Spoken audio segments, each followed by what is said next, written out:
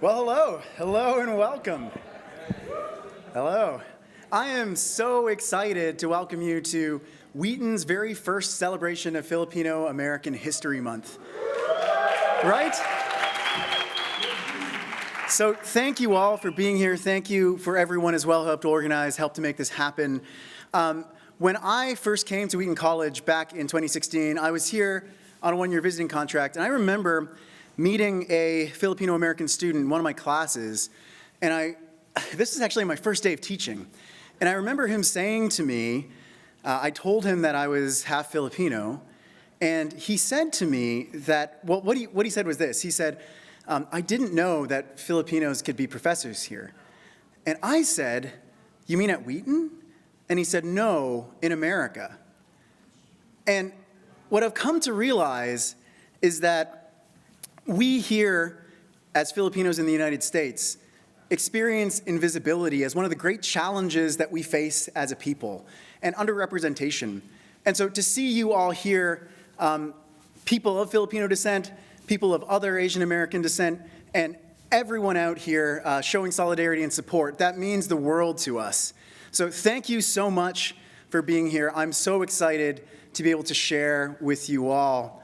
And so I want to start out by recognizing the fact that we have a number of Filipino-American staff here. I believe I am the only and possibly the first faculty member with Filipino heritage at Wheaton College, but we have a number of staff here, and that's really exciting.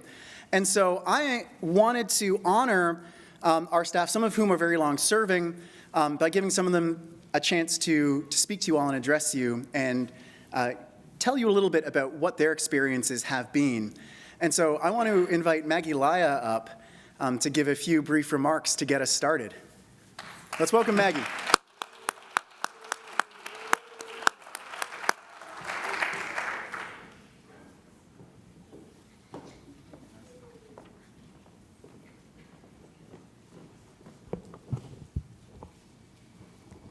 I hope you can hear me. Magandang gabi po. Good evening. Welcome to the very first Filipino-American History Month celebration here at Wheaton College. My name is Magnolia Laya, and I work with Provost Karen Lee. Maraming salamat. Thank you for the invitation to speak briefly, Dr. Ryan.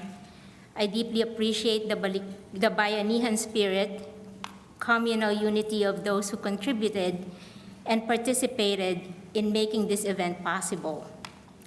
32 years ago, the Lord prompted me to go to the U.S. Just like Abraham, I left my native country, my relatives, and my father's family, and went to the land God showed me. Not knowing what lies ahead, I trusted God, and He blessed me. I was 23 with no family to receive me, barely any money, and no idea where to start. A friend's aunt, who I've never met before, took me in and helped me to find work. It was here in the land of milk and honey where I met God in a personal way. Christ Church in Albany Park became my home church and family. The Lord brought people to help me, opened opportunities, supplied all my needs, and even gave me a loving husband and 2 daughters.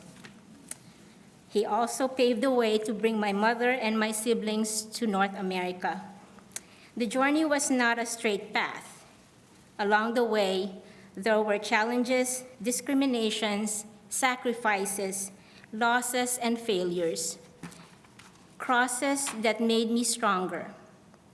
Every step of the way, God is there. I am in awe of Him and what He has done in my life. I will forever have utang na loob, debt of gratitude to Him, not out of obligation, but out of love. Filipinos are hardworking, joyful, caring, dedicated, respectful, and hospitable. Family means everything to us, and it is extended to the people we meet.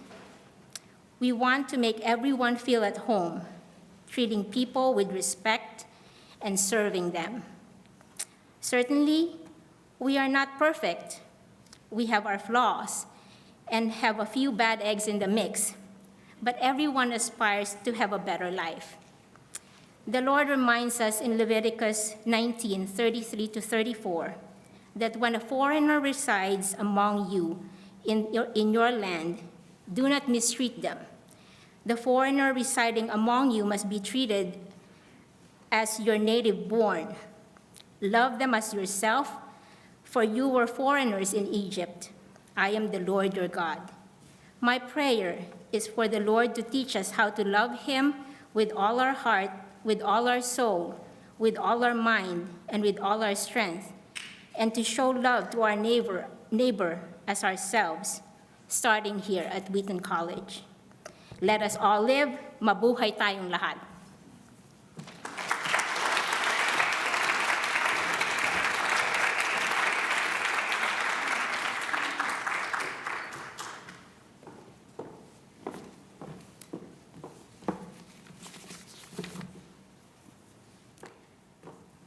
Hello and magandang gabi sa inyo lahat. Good evening to you all. My name is Nina Mantalaba, a 2020 graduate of Wheaton College and current communication specialist with the Human Needs and Global Resources program. Firstly, I would love to say thanks. Salamat sa inyo po to the faculty and staff who coordinated this event, and to the Filipino classmates and friends that created a small pocket of home for me during my time at Wheaton. My story as a Filipino American starts with my parents, who came to the States in 1995. Growing up in predominantly white places with a Filipino background, I feel like I probably share the same experience of many Filipino Americans, who at differing levels feel disconnected to their roots. Gabby Jose with the Daily Aztec stated it this way: "The identity crisis a majority of Filipino Americans go through consists of a weird and awkward gray area. We are ethnically Filipino with American nationality, but are unable to connect with either identity. We know the basics of Filipino culture, but it is confined to our homes and education, taking our shoes off before we go inside, not eating until everyone gets their food, feeding guests regardless if they have already eaten, and that school and education is more important than anything else." At Wheaton, I engaged quite a bit in unpacking stories and sharing experiences with each other through residence life, and even got to do some research on the Filipino experiences through classes like Power and Gender in Southeast Asia, or Social Change, and even Mary, Mother of God. However, I never really had a chance to unpack what being Filipino American meant to me until I interned for 6 months in Quezon City, Philippines, through the Human Needs and Global Resources Certificate Program. I think when I initially went, I expected to be able to fit in more there than I ever did here in the States. However, I was in for quite a bit of a surprise, and for context, here is some of my own pieces of an identity crisis written through journal entries over my time there. From May 28, "It has been interesting navigating expectations for me as a Filipino American. I can't tell if people expect more of me because I already understand the language, or because I already relate to some of the culture, or maybe even because I look like I should be able to transition quicker. I don't know how to explain it, but I feel the pressure from others that I should simply be able to be a Filipina. I feel rather ashamed when I can't remember a word in Tagalog, or don't 100% understand the whole lecture. I don't feel Filipina enough, I guess. But also, it's only been a week. I'm sure it'll get better." From June 25, "Often I keep feeling like no one can understand me. Caught between two worlds, not quite Filipina enough to fit in smoothly here in Quezon City, but too Filipina to somehow feel like I fit in at Wheaton. But also, there is a really nice feeling that I finally fit in now that everyone around me looks like me. It's honestly kind of nice. I've never felt like I was the majority before."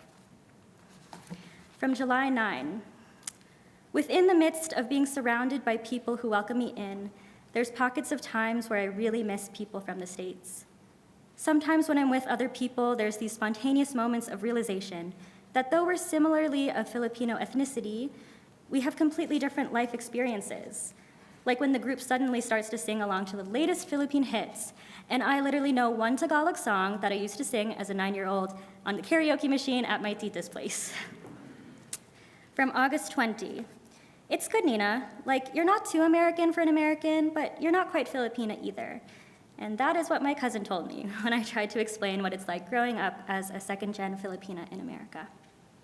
So one could say I was even more confused in my time there, putting pressure on myself to adapt and to integrate with the culture around me, trying to shed the American side that I grew into. But what gave me clarity actually was that these tensions between being Filipina and American and this mixed identity was also mirrored somehow in the place that surrounded me every day in Metro Manila. Here's a piece I wrote during my internship reflecting on what it means to be Filipino. No one I have met in the Philippines speaks pure Tagalog anymore, but rather a mix of Tagalog and English. Though the daily news and Bible are written in Tagalog, the songs, the discussions, and the stories shared with me are all in Taglish. I remember our tour guide leading us through San Agustin, the oldest church in the Philippines, discussing the people of the Philippines, comparing them to the dessert halo-halo, which means mix-mix. He even said, there's no more pure Filipino. And that made me think of how we can sometimes fall into the trap of thinking that post-colonial Philippines is something to always mourn, that there's nothing purely Filipino left. Touring the oldest Catholic church in the country meant hearing about all the different ways in which the introduction of Christ unfortunately meant detriment of the Philippine people with conquering and colonization.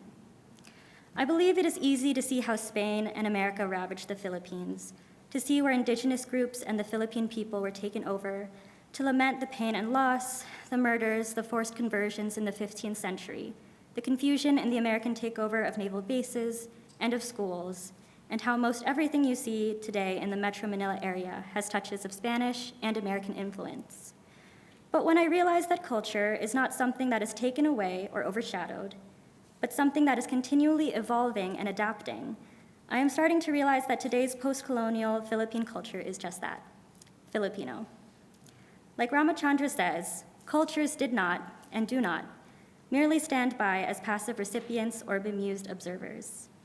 Yes, Filipino culture is a mix of indigenous, Spanish, and American culture, but also of national heroes who protested against colonialism, like Jose Rizal or Tandang Sora, whose work to free their people is still evident today, of provincial people coming to Manila to look for work, a mix of highland and lowland accents, of balikbayans and overseas Filipino workers who find their home in the Philippines but also abroad, of the first generation and second generation immigrants who grew up in Saudi, in Australia, and in America, of the people who are proud to stand within the mix and call themselves Filipino. It was from the 6 months I had in the Philippines that made me prouder to say that I am Filipina and I am American. I and many others are Filipino-American, an identity with a history and validity in the mix. It is an identity formed through a people of resilience and of hope as they create new mixed identities in the places they create communities in this increasingly globalized world. I came across the new Pinoy Bible, one that mixes Tagalog and English, a gospel for the vernacular Taglish that many Filipinos use in everyday life. The Philippine Christians realize that younger generations of Filipinos at home and overseas have created this new intersection of language. In this, I find my own kind of heart language, one that shows that the good news is meant for everyone, even those caught in the mix of post-colonial, globalized self-identity. Salamat sa inyo lahat. Thank you.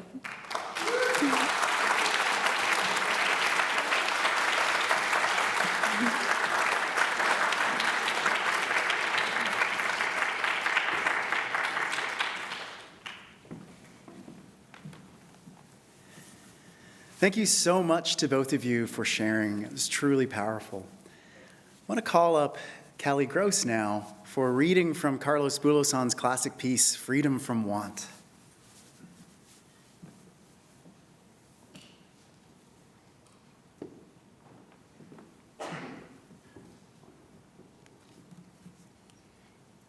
If you want to know what we are, look upon the farms or upon the hard pavements of the city.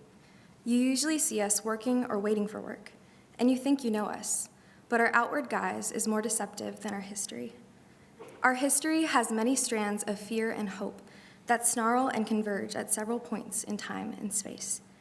We clear the forest and the mountains of the land. We cross the river and the wind. We harness wild beasts and living steel. We celebrate labor, wisdom, peace of the soul. When our crops are burned or plowed under, we are angry and confused. Sometimes we ask if this is the real America. Sometimes we watch our long shadows and doubt the future. But we have learned to emulate our ideals from these trials. We know there were men who came and stayed to build America. We know they came because there is something in America that they needed, and which needed them.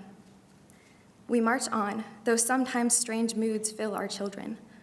Our march toward security and peace is the march of freedom, the freedom that we should like to become a living part of.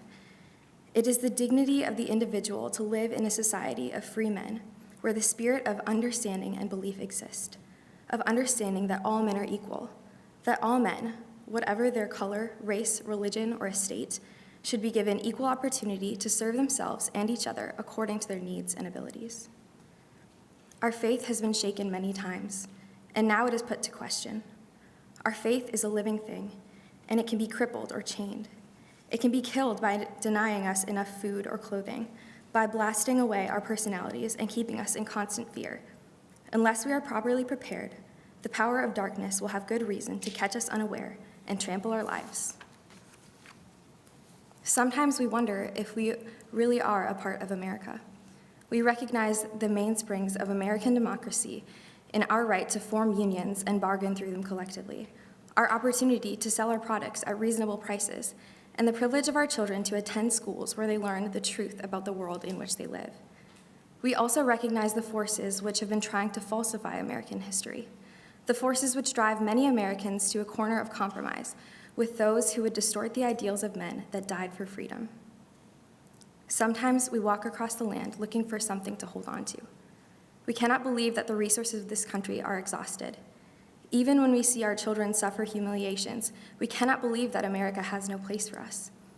We recognize that what is wrong is not in our system of government, but in the ideals which were blasted away by a materialistic age.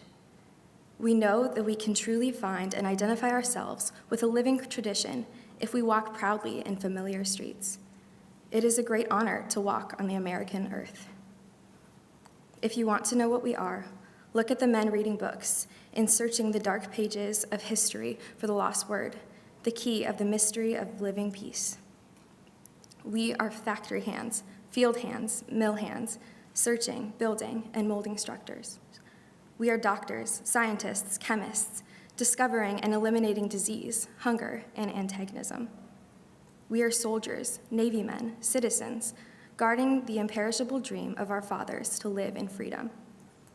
We are the living dream of dead men. We are the living spirit of free men. Everywhere, we are on the march, passing through darkness into a sphere of economic peace. When we have the freedom to think and discuss things without fear, when peace and security are assured, when the futures of our children are ensured, then we have resurrected and cultivated the early beginnings of democracy. And America lives and becomes a growing part of our aspirations again. We have been marching for the last 150 years. We sacrifice our individual liberties, and sometimes we fail and suffer. Sometimes we divide into separate groups, and our methods conflict, though we all aim at one common goal. The significant thing is that we march on without turning back. What we want is peace, not violence. We know that we thrive and prosper only in peace. We are bleeding where clubs are smashing heads, where bayonets are gleaming.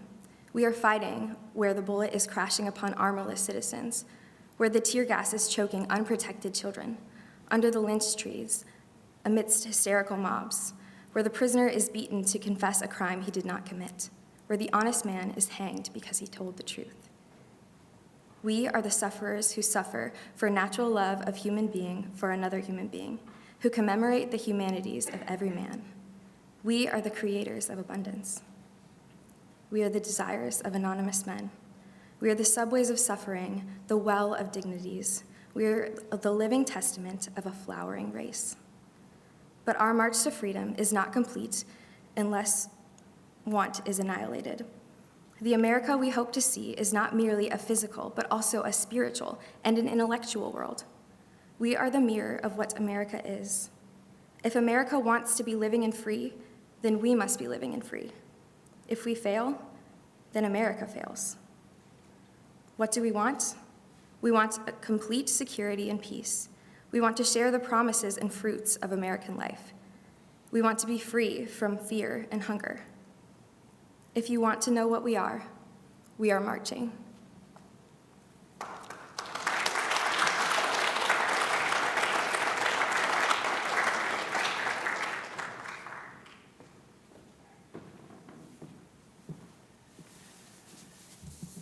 Thank you, Cali. That piece is a powerful one. Be okay if we can get the slides up. That would be wonderful. Thank you. These are the words of Carlos Bulasan, believe it or not, written in 1943. If you want to know what we are marching.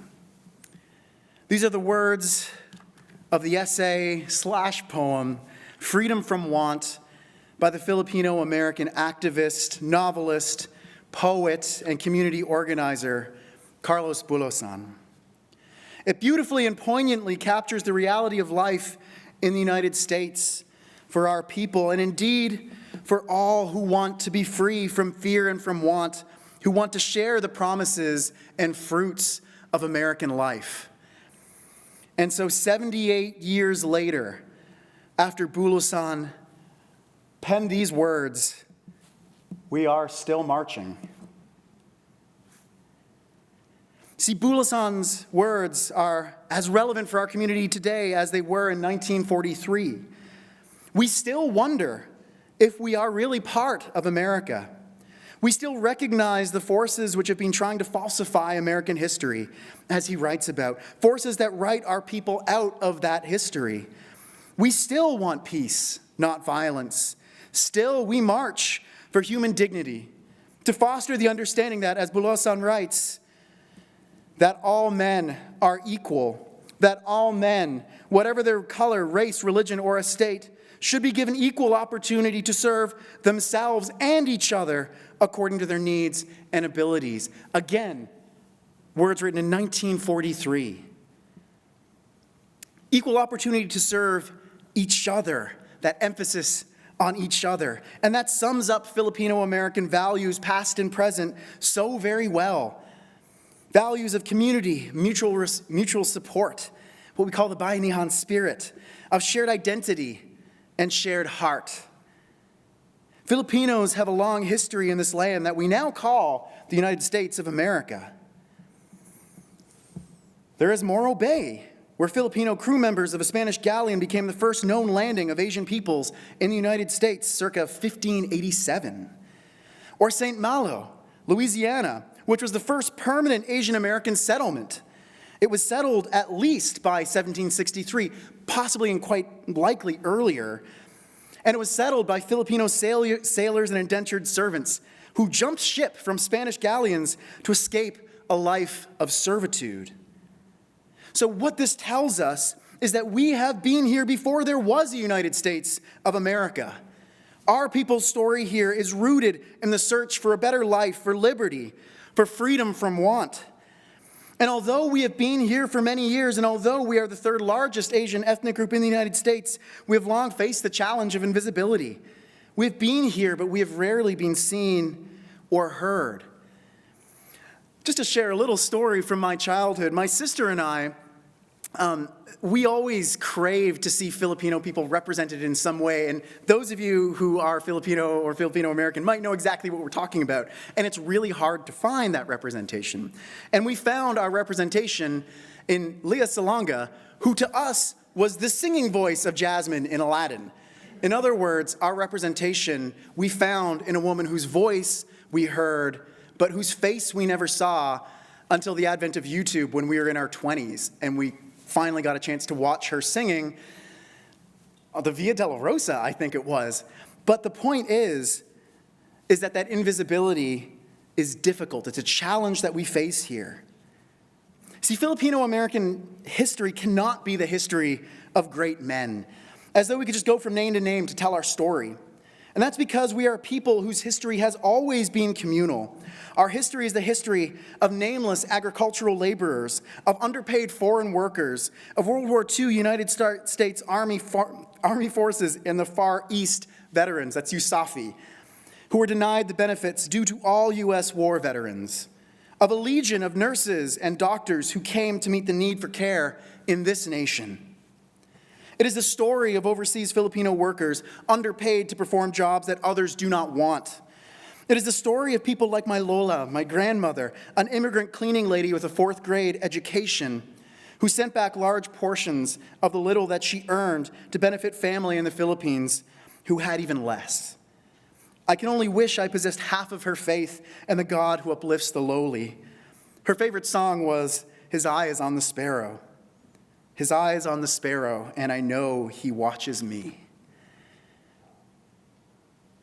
Though we have been unseen by our fellow Americans, we serve a God who sees us, watches over us, and cares deeply for us.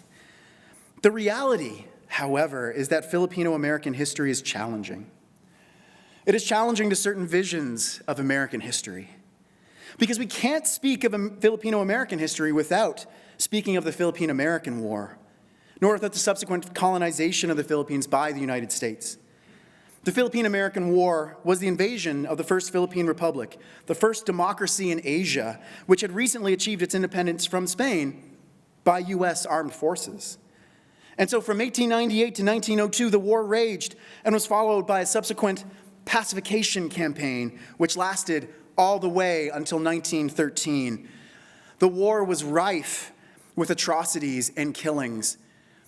A war so brutal that the Buffalo Soldiers, black Americans who served in the U.S. Army, were horrified by what they saw, and one of them, David Fagan, even defected to fight for the liberation of the Filipino people.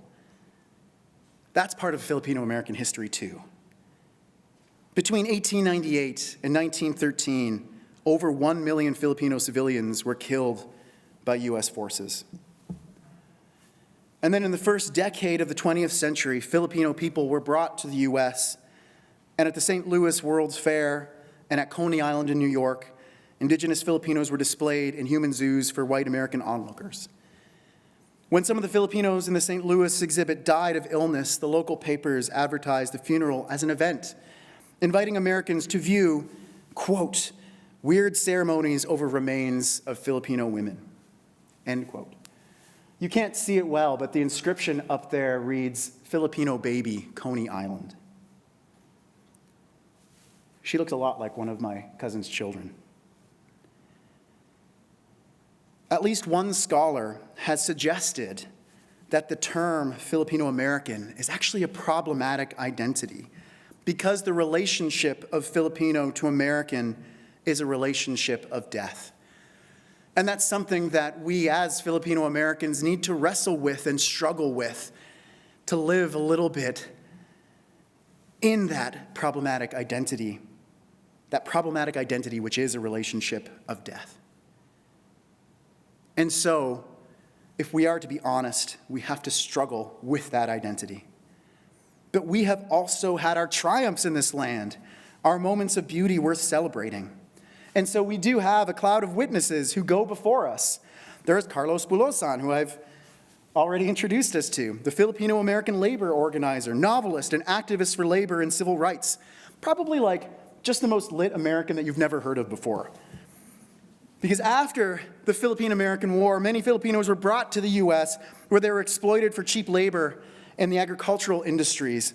Bulasan was one of many who helped Filipino Americans, along with Chinese and Mexican Americans, organize, strike, and form unions. He believed in a better America, which you saw in the piece so beautifully read by Cali, one that included immigrant workers as full participants in American life. Bulasan, however, was blackballed and died in poverty, unable to find work. Like I said, a relationship of death. His obituary read, estate, 1 typewriter, a 20-year-old suit, unfinished manuscripts, worn out sock, singular. Finances, 0. Beneficiary, his people. Then there's Larry Itliong. Today is October 25th. It's Larry Itliong Day. Larry Itliong immigrated to the United States at 15 years old in 1929 and became a farm worker. Along with other Filipino and Mexican immigrants, he was exploited for his labor. He desired to become an attorney to seek justice for the poor, but was never able to realize that dream. Instead, he became a civil rights activist, labor leader, and organizer. He organized the Agricultural Workers Organizing Committee, the AWOC. He is most famous for being a key organizer of the Delano grape strike in 1965, leading over 2,000 Filipino workers in protest against unfair wages, injustice, and exploitation. He worked closely with Mexican organizer Cesar Chavez, and together they formed the United Farm Workers, made up of Filipinos and Mexicans together. See, our people have sought a better life in this country, not only for ourselves, but also for others, in cooperation and in solidarity. And so together, this United Farm Workers movement developed something that's called the Unity Clap. And I hope some of you have heard of this before. See, what the Unity Clap is the Mexicans and Filipinos together, even though they didn't share a common language, they shared a common cause. And so what they do is they'd listen to the beat of their heart. And as they listened to the beat of their heart, they'd clap, each one to the rhythm of the beat of his own heart. And then someone would shout, "Isang bagsak," which means one down, really meaning if one of us fall, we all fall together. And then the entire room would clap together in unison. But despite Larry Itliong's historical significance and impact, he's been passed over routinely in the academic history of this nation and its civil rights leaders, eclipsed by his partner Cesar Chavez. Currently, the authoritative book on Larry Itliong, and this is absolutely true, I'm not making this up, is literally a children's book titled Journey for Justice. It does seriously slap, though, and you should all definitely check it out. Now, our final witness, I'm cheating a little bit here, is not a Filipino American, but maybe a Philippine Filipino. Because our final witness in the cloud of witnesses that go ahead of us is the Filipino people themselves, the people of our homeland. And in me saying this, I'm keeping a promise. Because recently I've been spending a lot of time conversing with Philippine-based Filipino scholars, theologians, and practitioners. And I've learned from them that they are concerned that Filipino Americans have become so detached from the Philippines that we forgot the recent history, the history that consumed the lives of many of our parents, and have already forgotten that one of the most significant events in Philippine history, the People Power Revolution, took place just in 1986. And so I promised them that I would not let that go unmentioned before you here. You see, in 1986, a church-based nonviolent revolution toppled the tyrannical U.S.-backed dictatorship of Ferdinand E. Marcos. With a standoff between Marcos' forces and revolutionary forces imminent, Cardinal Sin called the people into the streets to prevent bloodshed. And they came. 2 million people came. First, it was the priests and the nuns. But soon it was 2 million. Sister Ping Ping, who's seen on the left, I guess your left, in this photo, was one of those nuns. As Marcos' forces' tanks rolled towards the people, nuns and priests got on their knees and prayed, and as they prayed, the tanks stopped. For Filipino American followers of Jesus, and indeed for all followers of the crucified Lord, the faith of these nuns and of the Filipino people who toppled a dictator without bloodshed bears witness to us and challenges us today. In an interview not that long ago, she expresses exactly what it was that she was praying as she was there on her knees before the soldiers and before the tanks. She says, because for me at that time when we were facing the tanks, I believed heavily that God was there. I said, Lord, forgive me for all my sins and even the offenses of our Filipino people. If really the tanks would crush us, at least the two of us. Kill us sisters, not the people, because we did not want bloodshed. I love my country. And so we in the church today have much to learn from their witness. Now, I want to introduce you to our guest. Dr. Gabriel J. Catanus is the pastor of Garden City Covenant Church and the associate director of the Paul G. Hebert Center for World Christianity and Global Theology at Trinity International University. And I'm so excited for you to hear from him. And I want us to welcome him with a unity clap. So what I want us to do is have all of us listen for a moment to the beat of our own hearts. and clap. And what I'm going to do is I'm going to say, Isang bagsak. And when I say that, we all stop. And then we all clap once together in unison. You think we can do that? Okay, so the beat of our own hearts. Got to be a little out of time. There we go.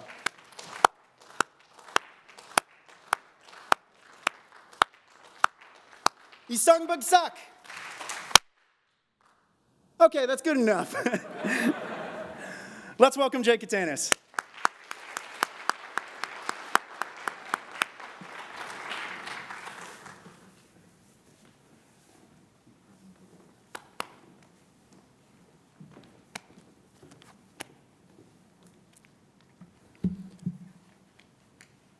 I could have listened to those presenters all evening, and I'm really grateful for all that has already been said. It's difficult to add to that, and yet, when that is your task, got to do it. So thank you, Dr. Jordan Ryan, Wheaton leadership, the Filipino American students and staff here, Brother Raymond, Chang, and AACC, and all of you for welcoming me today. Our church, Garden City Covenant Church, actually has some Wheaton alums, and I've been hearing from one of them that the poster for this event has been posted all over the campus. So I apologize to anyone who may have been tired of seeing my face over the recent weeks.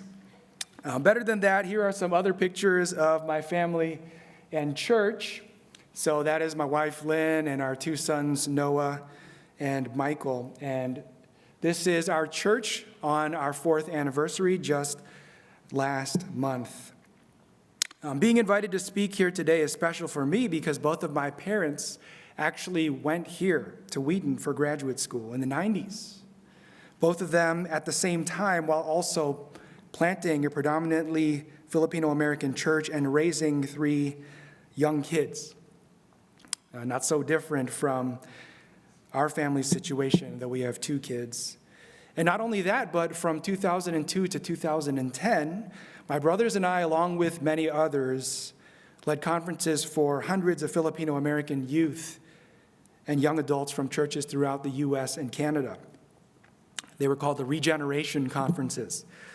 And one of the most memorable of them was a national conference held right here in this very auditorium in 2006. I was the MC and had a lot more energy back then, but I'm very grateful for all these reasons to be back here today, so thank you. A few disclaimers as I begin. First, the full and written version of this presentation with all the footnotes will appear in the winter 2022 issue of Christianity Next. That is a journal for Asian American Christianity and theology, and articles in that issue will take up the themes of public and political theologies for Asian American churches.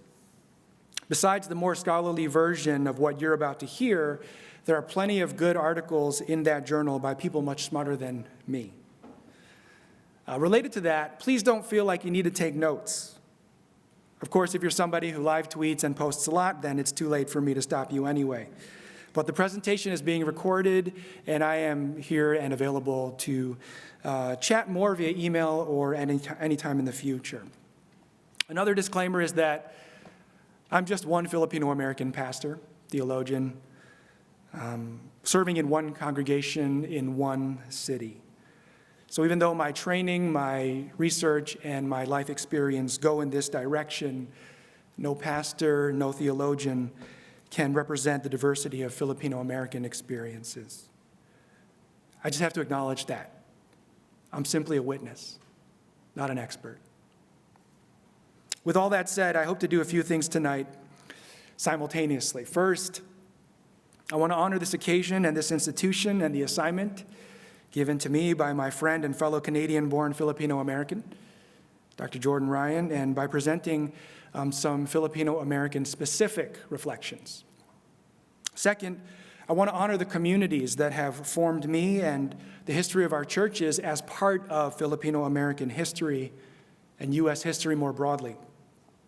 And I'm doing so as a pastor who is committed to and concerned for our churches and our communities, even beyond the church. But I want to say that especially for our churches, I'm including myself, we have a witness. As was said, we belong to a cloud of witnesses. So even though it's not yet well acknowledged or well understood, we have a witness, and you'll recognize that much of what I say and how I say it tonight is personal, since that's part of what it means to be a Filipino-American Christian and pastor and theologian, is that our work, as you've already heard, is personal. And then third, because these events are still rare, though we hope to change that, congratulations to Wheaton on actually hosting an event for this occasion. I want to present as a Filipino-American, consciously speaking to many Filipino-Americans who are tuning in online right now. It's rare that we Filipinos get to hear and see one another in these settings, especially on the podium or microphone, and so it means something different for us. And that makes me also want to be myself, inviting you to do the same. Let me explain a little bit about what I mean. There's this comedic TikTok skit. I don't use TikTok, but I saw this skit, and it's called God Making Filipinos. And it begins with God's assistant saying, all right, God, which race should we do next? In other words, which race should we make next? And God says, let's call them Filipinos. That's problematic, obviously, but the assistant takes notes. And then God says, make them really good at dancing. God's assistant says, oh, some swagger, okay. But I guess we're going to make them bad at singing, right, to offset the dancing. God says, no, they're even better at singing. The assistant says, God, that's not fair. Can we at least make them a little ugly? God says, no, sir, they are beautiful. The assistant, walking away, says to himself, I don't care, I'm going to make them a little shorter. God, overhearing, says, what's that? The assistant says, nothing. And in the background, you hear Leave the Door Open by Silk Sonic. Of course, Bruno Mars being a Filipino-American who dances and sings beautifully. In other words, even though academics is and are boring at times, Filipinos are not boring. So I don't want to be boring tonight. And finally, I'm not here to preach, though I can't promise that won't happen. So let's begin with the scholarly consensus. The colonial mentality.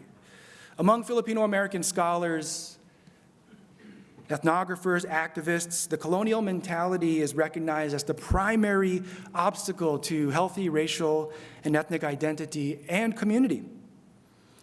It's the ongoing damage done by 4 centuries of colonization, first by the Spanish, second by the Americans, and in different forms today. And as a central problem or complex of problems, colonial mentality is understood to negatively impact almost all areas of Filipino and Filipino-American life.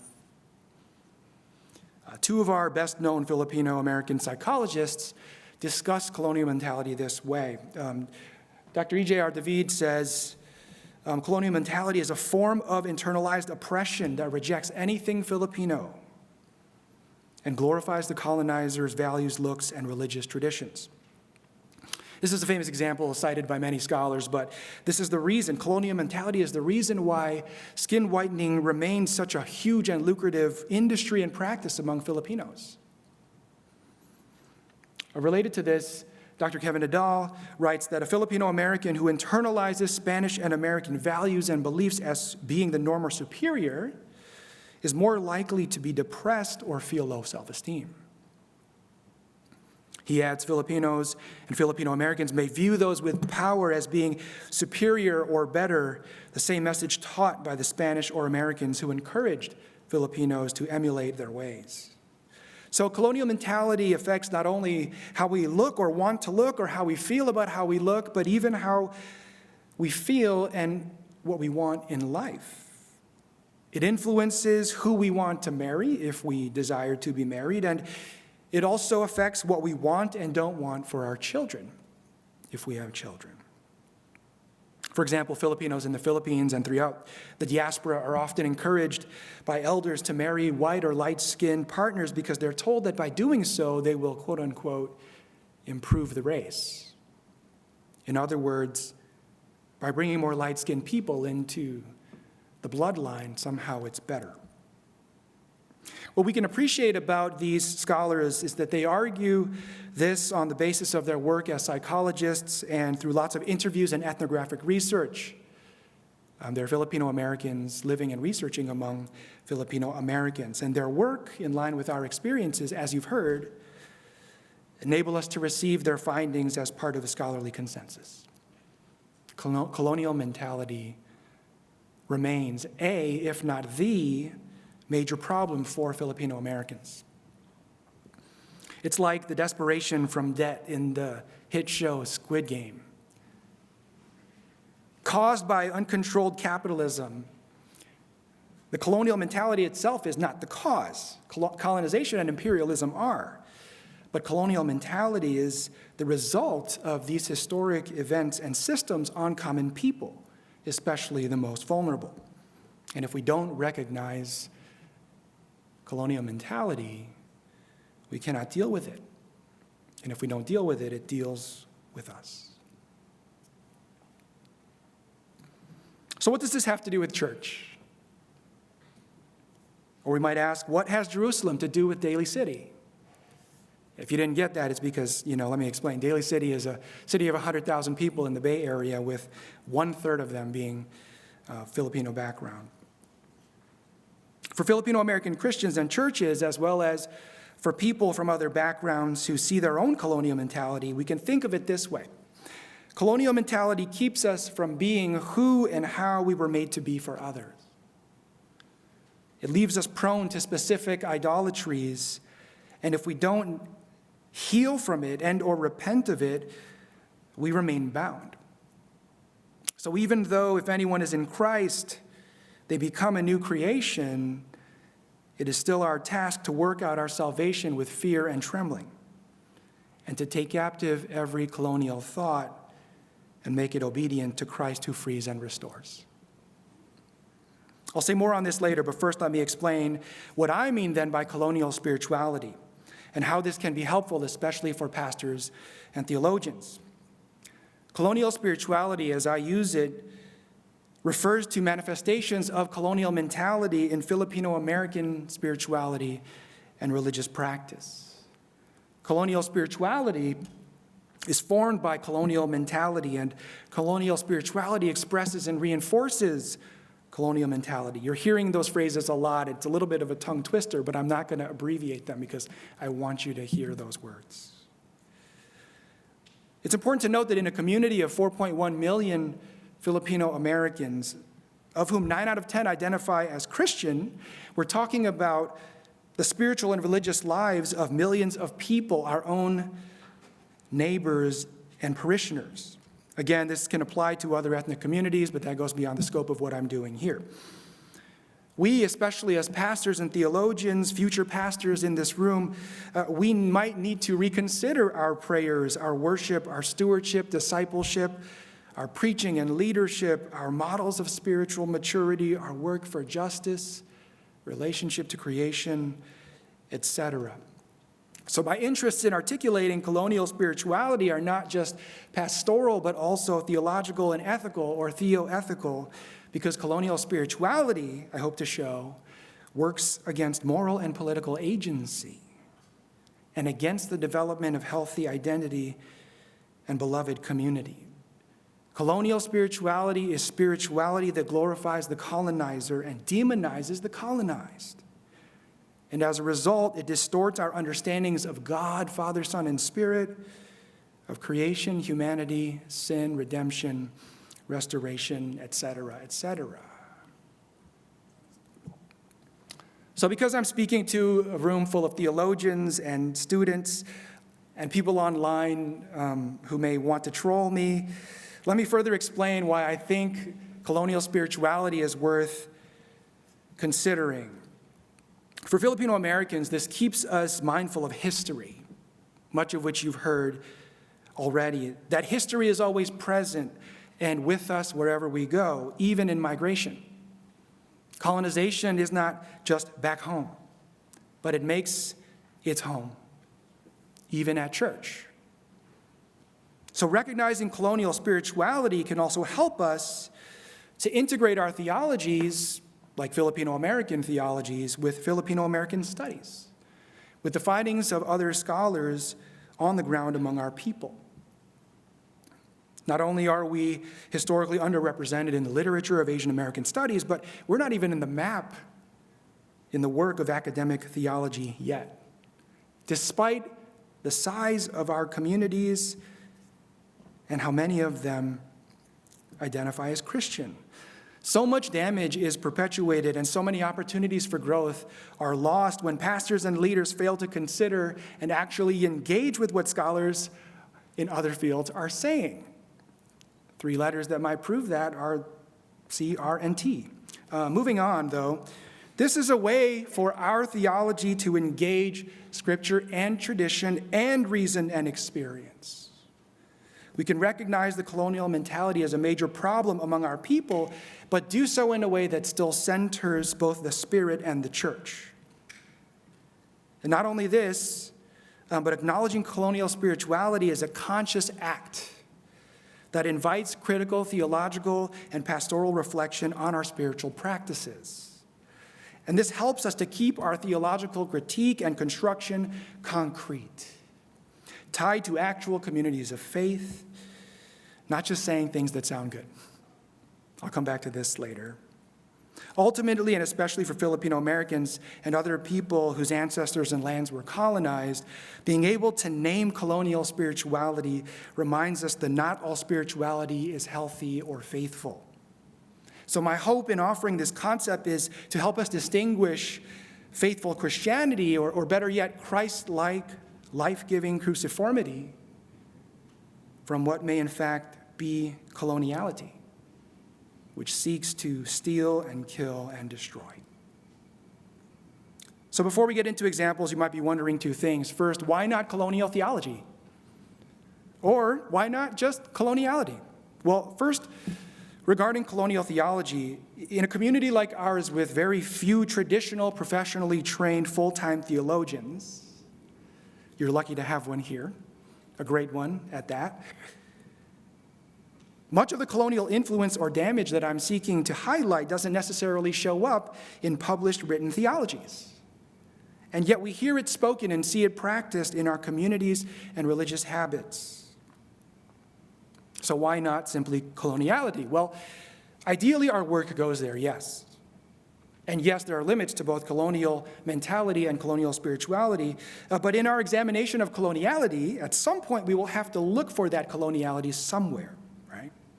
How else do we know that a theology or ministry is colonized, colonial, or colonizing, without looking to specific examples of its outworking? So by focusing on colonial spirituality, I'm centering communal spiritual practices and at the same time centering the spiritual community. So there's some wisdom in Filipino American psychologists focusing on colonial mentality, and there's value in pastors and theologians reflecting on colonial spirituality. Okay, some challenges then from my observation of Filipino American Christianity today. With all that I've said, reflecting on colonial spirituality helps us to identify challenges, several aspects of Filipino American spiritual practices where colonial mentality is clearly present and active, right? And this is a good practice for us to wrestle with these challenges. As Scripture says, create in us clean hearts, O God. Renew a right spirit within us.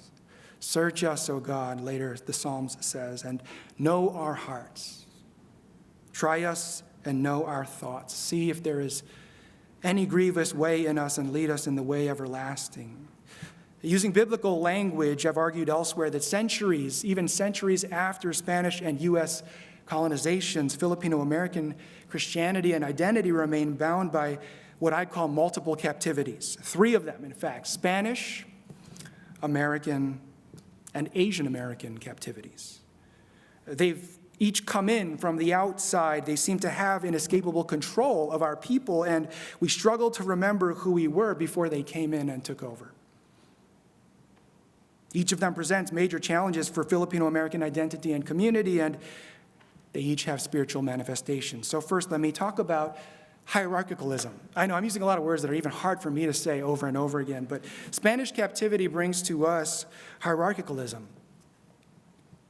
Dr. Kevin Nadal says this: a religious hierarchy is created in the Philippines in which Catholics are viewed as the norm, while Protestant Christians will be viewed as secondary, and all others will be viewed as deviant or unacceptable.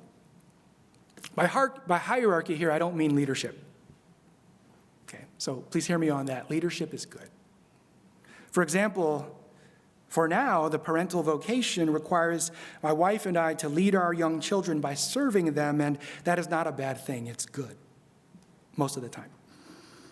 By hierarchy, though, we mean something different, right?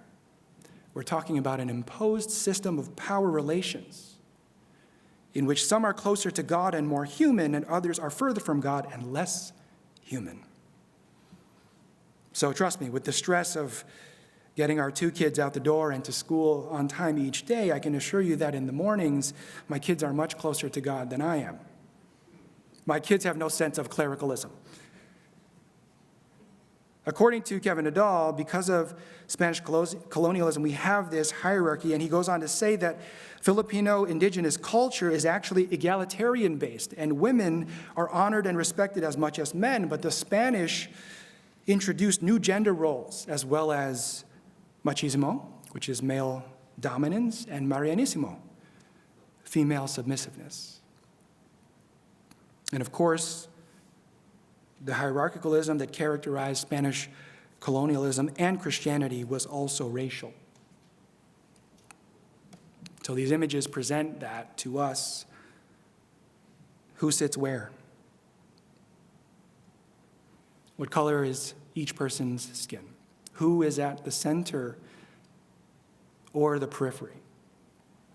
This is just one of many charts that show the Spanish caste system that was imposed upon the people of the Philippines from without.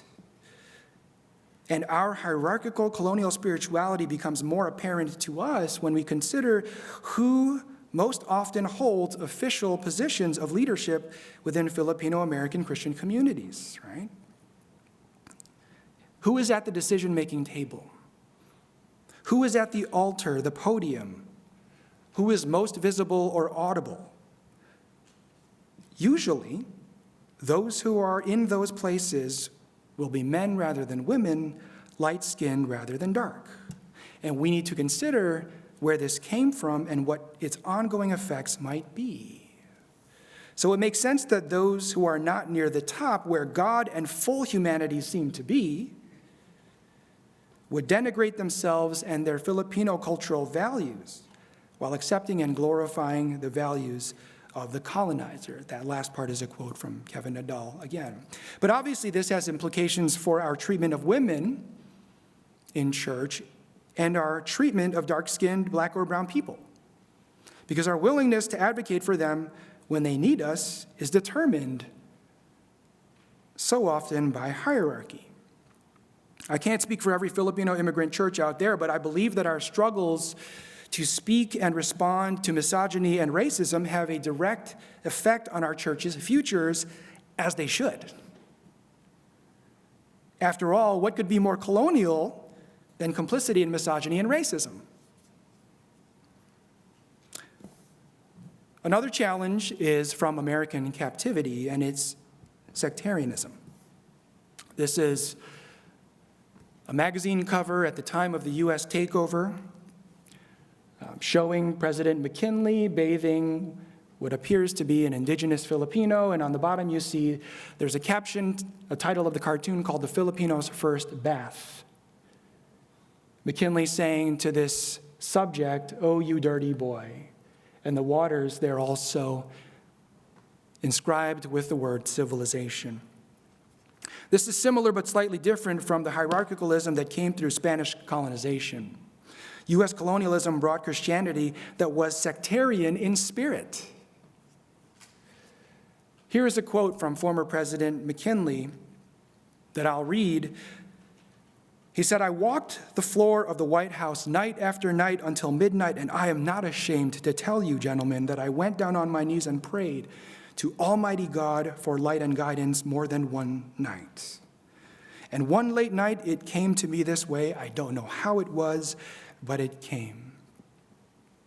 That there was nothing left for us to do but to take them all and to educate the Filipinos and uplift and civilize and Christianize them, and by God's grace do the very best we could by them as our fellow men for whom Christ also died.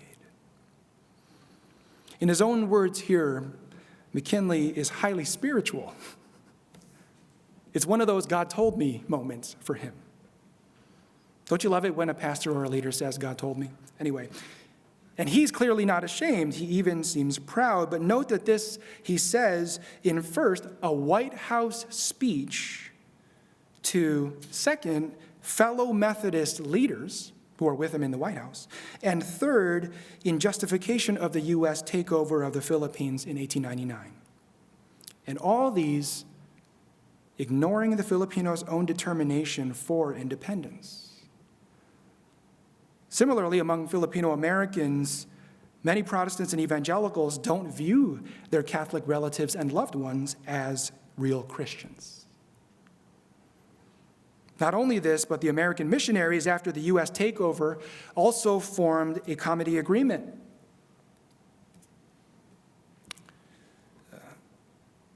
A physical and geographical division of land and peoples not their own. An agreement made by white Americans coming into another land concerning the lives, resources, and futures of the people already there. If that's not a godlike act, I don't know what else might be. And so we have charts like this now that reflect the largest non-Catholic denominations by province, and you can see that there are remnants of the comity agreement. Among Filipino American Christians, we see this sectarian spirit at work in fundamentalists who still uphold the same debates and fault lines imposed 100 years ago during the fundamentalist and modernist split in the U.S. It's fascinating to visit the Philippines and hear pastors and people arguing about Calvinism versus Arminianism, or the practices of separation or even double separation. Where did they get these, and whose debates are these? Or in the U.S. context, we observe this in the competition and crab mentality that exists between churches when they're from different backgrounds or denominations. Or this sectarian spirit can show up in church planting, where Filipino evangelicals draw on warfare theologies and imagery in their efforts to Christianize their Catholic friends. I tell you, contextualization is good, but conquest is colonial. And from Asian American identity and captivity, we struggle with what I just call today Asianness.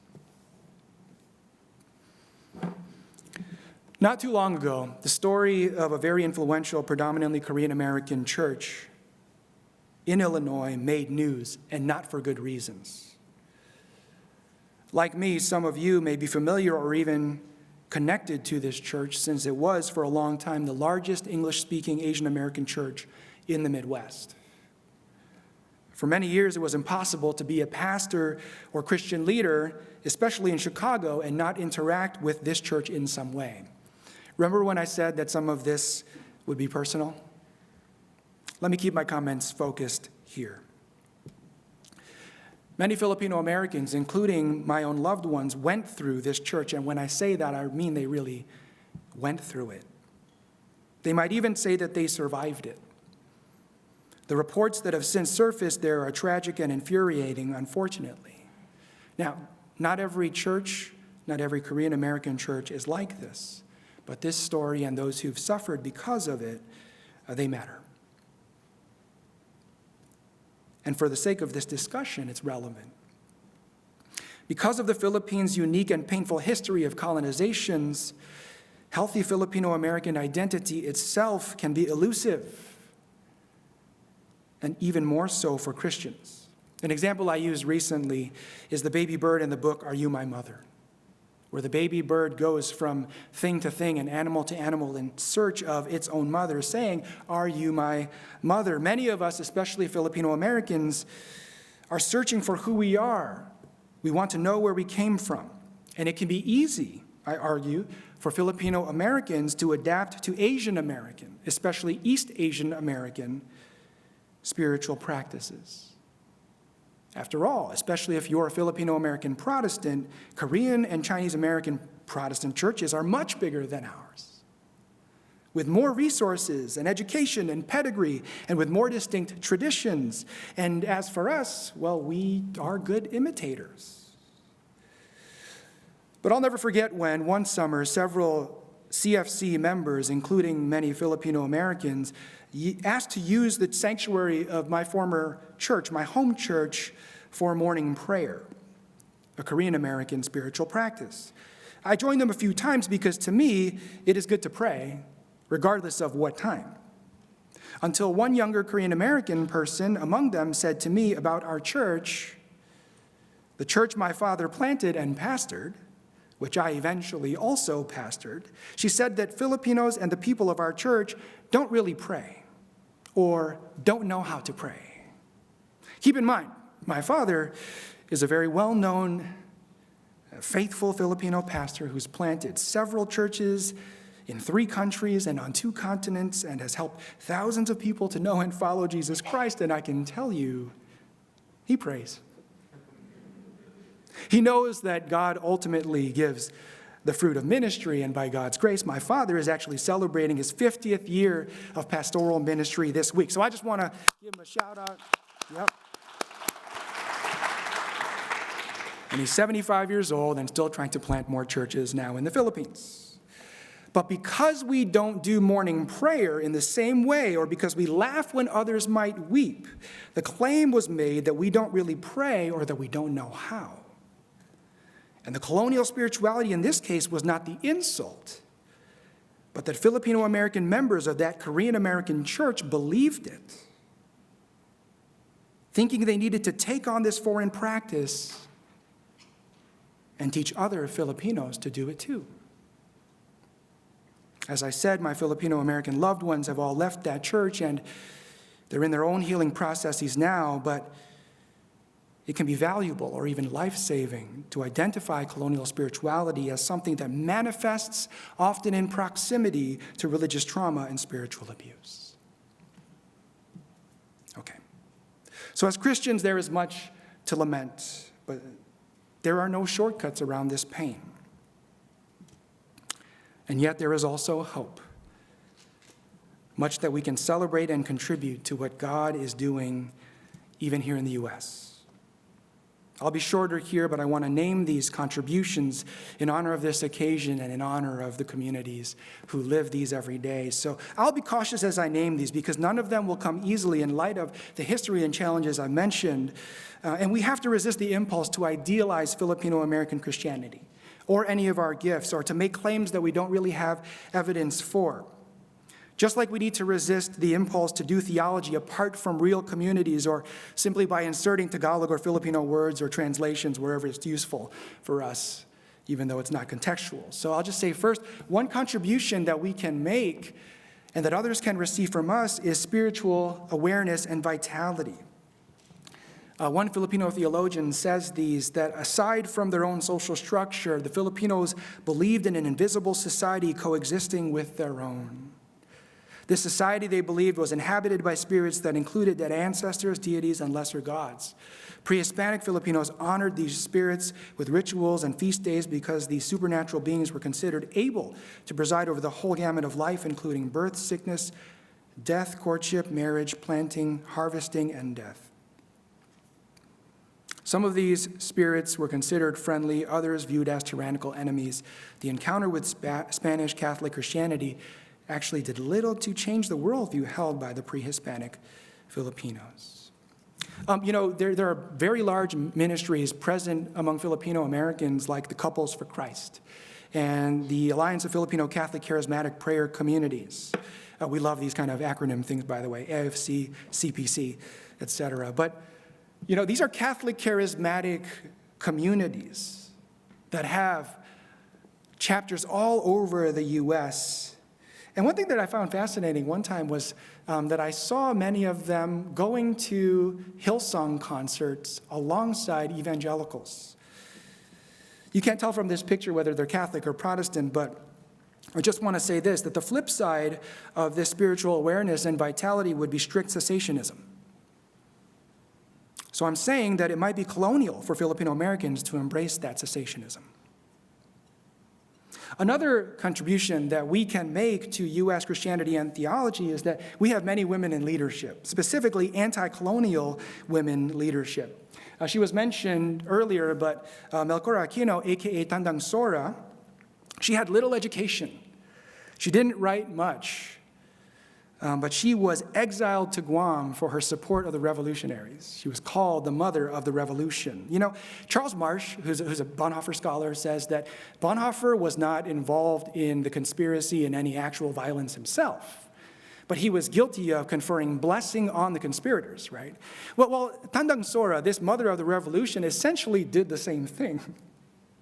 So she was involved in anti-colonial resistance in the same way that Bonhoeffer conspired against the Nazis.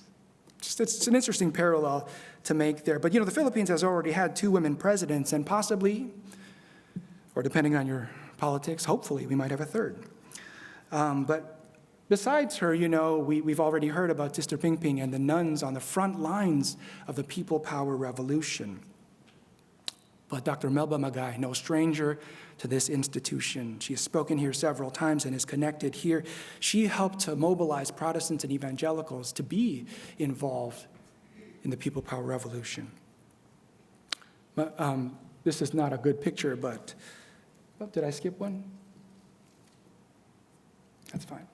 This is Flora Arcamata. She grew up in a Filipino-American Protestant church her mother Victoria helped to plant in Stockton, California, Trinity Presbyterian Church. Flora became the first Filipino-American to graduate from UCLA, and in that place she became friends with her classmate Jackie Robinson. They both broke barriers, and she later became the first Filipino-American teacher in the state of California, where she taught for 32 years. And the church that her mother helped to plant, where she also grew up, served as a home base for labor organizing and feeding farm workers in the 1930s and 40s. And so on Larry Itliong Day, I just want to acknowledge this, that the soil would later grow into a harvest of justice.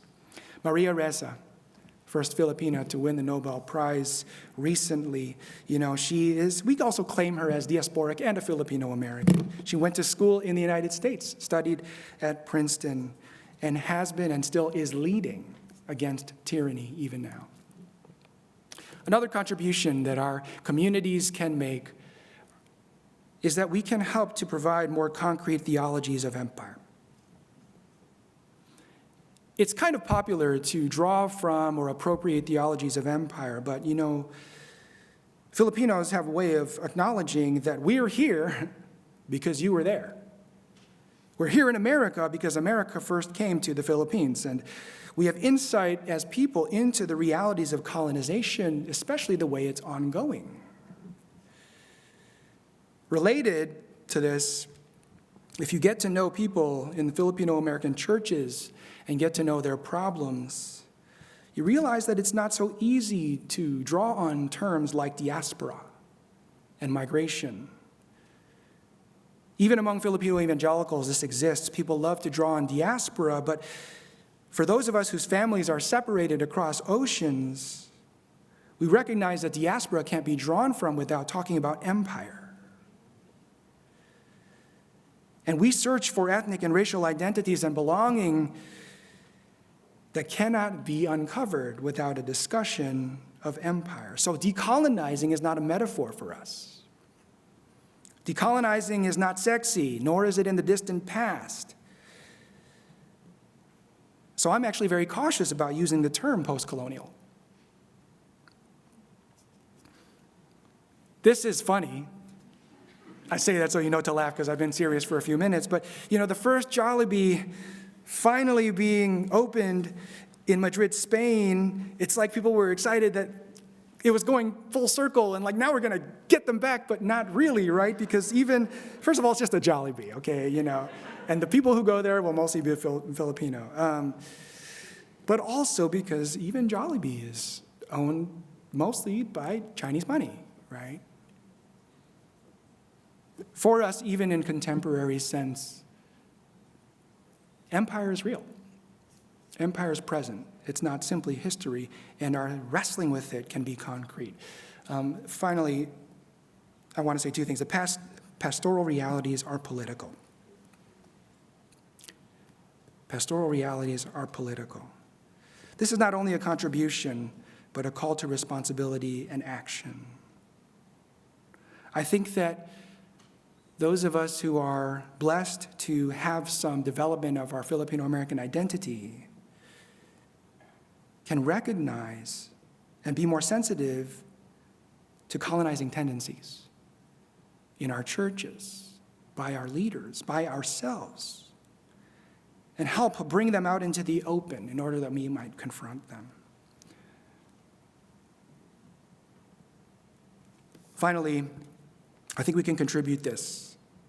Kapwa, shared identity, shared belonging, belonging in and to one another in a time of very dehumanizing hyperdivision.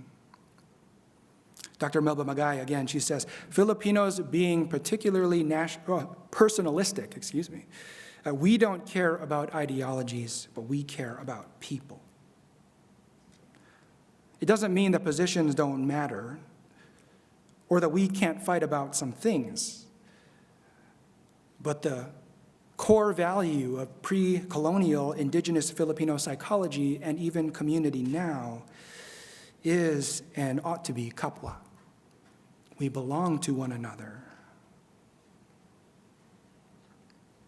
Anti-colonial spirituality, then, we can cultivate it and direct it towards the kind of warring fundamentalisms that keep coming at us from without. Okay, so let me make a closing plea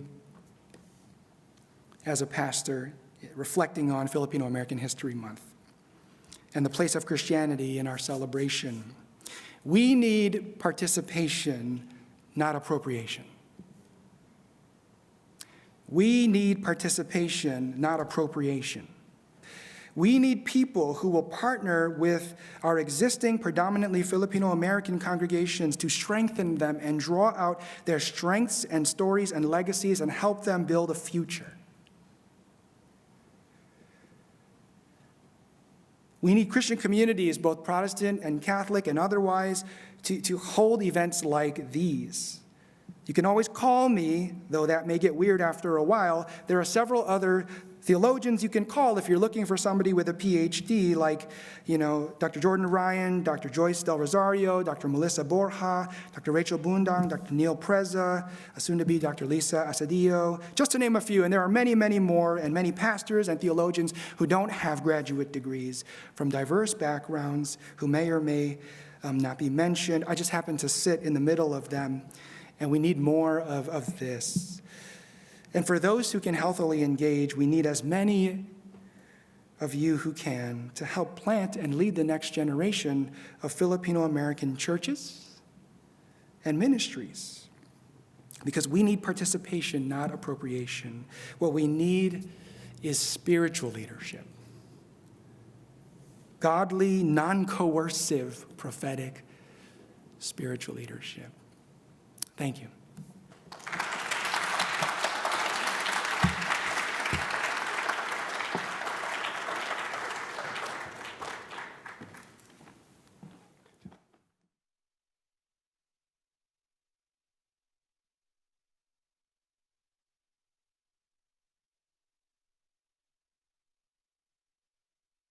Is this working? All right. Well, thank you so much to everyone for bearing witness and sharing the story, the precious story of the Filipino-American history and the triumphs and the trials that a resilient people have gone through. Thank you, Jay and Jordan, for your moving presentations and for your deep insights. We're going to actually open up the mics, but I have a couple of questions. So if you have any questions that are percolating as you are listening to anything that you heard today, please don't be shy. Please ask them. But in a conversation like this, oh, by the way, if you don't know who I am, my name is Ray Chang. I serve in the chaplain's office here at Wheaton College. but I also serve as the president of the Asian American Christian Collaborative, which is an organization that that birthed out of the pandemic last year, and we've been able to host conversations and participate in really leading some of the discussions that we're seeing, as well as speaking to a variety of organizations from nonprofits to the White House, and so we've been really thankful for that. But inevitably, in a setting like this, people are going to think about how daunting the task is and how lofty the goals are. And so if someone were to ask you, okay, I just heard everything that I just heard, what should we do? How would you answer that to the person that's sitting in the seats today or listening in online?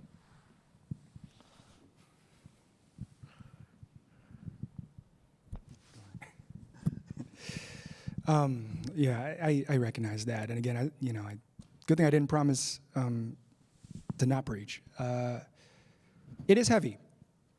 I think that lament is appropriate, right? It's a biblical, proper response, and we also acknowledge the reality of what God feels, God's own grief over what happens to God's beloved creation, and I think lament is appropriate, and we recognize also that God can handle our lament.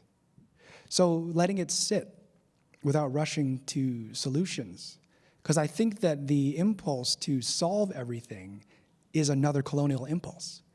And I want us to resist that by just letting it sit and coming before God, even in our tears. When the time comes to move beyond that, I think that there's space for simply getting to know people and their stories, coming into communities where Filipino American and Filipino voices and perspectives, bodies can be welcomed and can even be in positions of leadership. And a place like that is a good place to come and be a student, to be a supporter. So to me, that would be the best place to start, but I want to acknowledge the heaviness of it, and I don't think that's something that we should shy away from. Yeah, I think one of the things that I've written about before is the importance of listening. We have these stories. I mean, you've now seen some of the stories, some of the voices from our history. But so often it feels as though it's a struggle for those voices to be heard. And yet those voices are powerful. And so, this is a very small thing, but I think listening, read some of the work of some of the scholars that Jay mentioned. Read Jay's work. Listen to the things that we're saying. One thing, for example, that makes me very sad is that invisibility is also a struggle for our community.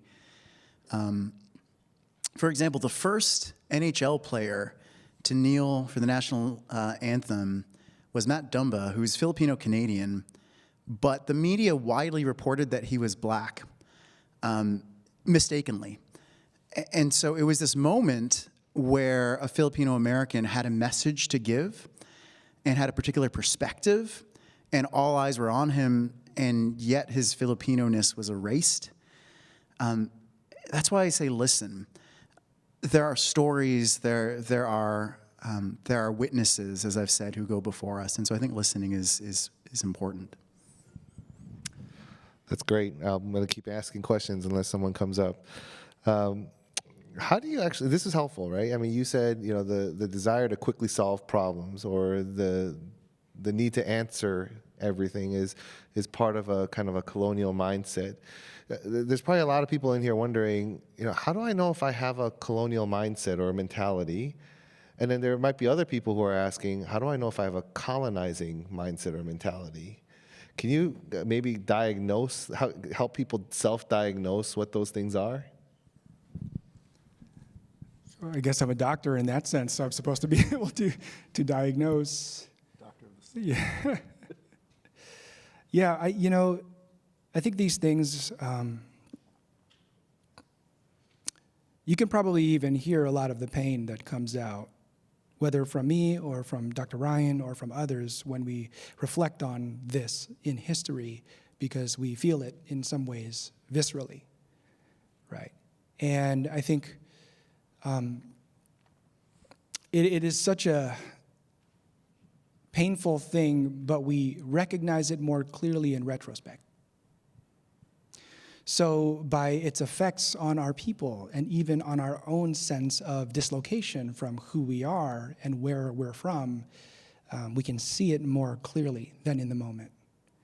I don't know that it's possible in the moment to diagnose ourselves, but when we see the fruits and the effect of what we do or what others do as diminishing their God-givenness, their particularity, and also, as I was saying, from an ethical perspective and anthropologically, like their moral and political agency, to diminish those seems to me dehumanizing. And that project is central to colonialism. So I think we need people who can see into our blind spots, right? And that's what I was saying, that those of us who are thinking about this from a personal vantage point, with pain, probably have some sensitivity to when we see it in other churches. And we can hopefully have the courage and the kind of communal support to say, hey, that person is really suffering. That person doesn't feel safe or free to be who they are. And I think that's what I meant by acknowledging that the pastoral is political. Yeah, I don't really have anything to add to that. That was that was beautiful. How about a colonial spirituality, right? I mean, this is, so in some ways, if we don't know, there has to be some way of diagnosing the spiritual condition in the present. So what are some ways that you can prevent from having a colonial spirituality, from either absorbing it or from imposing it on other people? And again, how do you know? Like, I think that there's going to be a lot of questions by people. It's like, I don't know if I have a colonial spirituality or colonized spirituality or a mentality that seeks or even celebrates the colonizing realities. Sure. Yeah, I mean, one thing that comes to my mind is, and I mean, I think this is maybe particularly relevant for students, but I mean, who are you reading? Who are you listening to? Are you listening to more voices than, or like, are you only really listening to one voice? What are the questions you're asking? Could the theologies that you're espousing, could the spirituality that you're espousing, could that be contextualized in every community?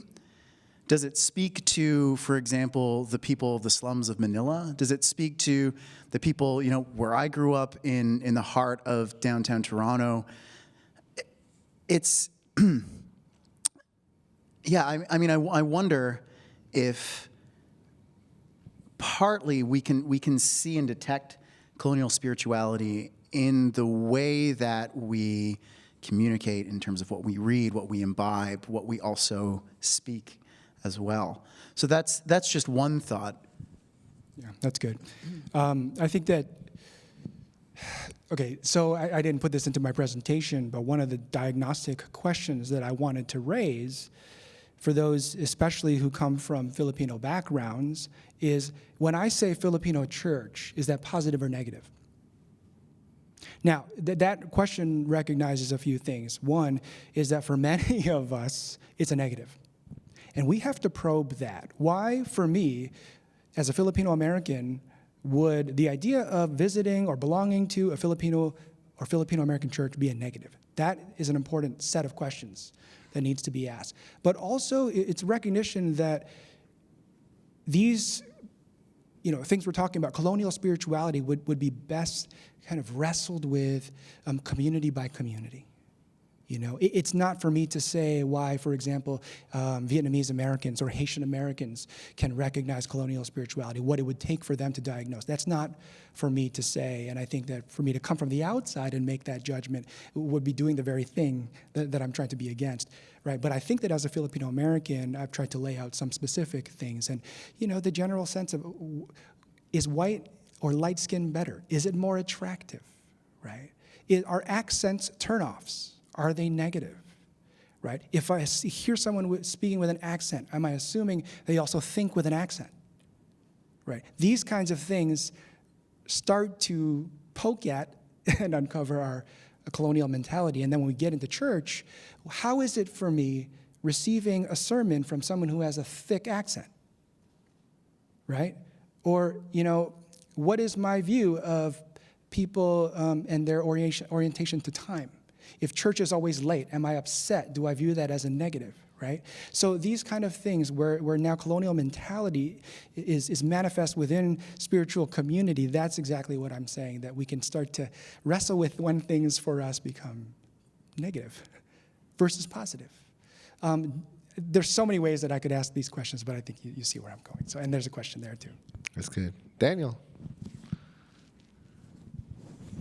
Hey, I'm Daniel. Daniel. I'm partly coming up just to help encourage other people to come up with their questions.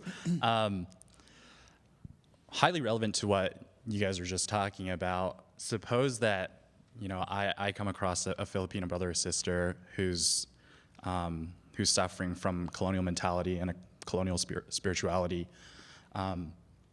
What are some do's and don'ts that I can do or don't as an Asian American without repeating the colonial mistake? Yeah. Boy, that's a great question and so practical, and I think relevant to our context at Wheaton as well. I think so. I mean, one of the things I think that we can do is help people to celebrate who they are a little bit.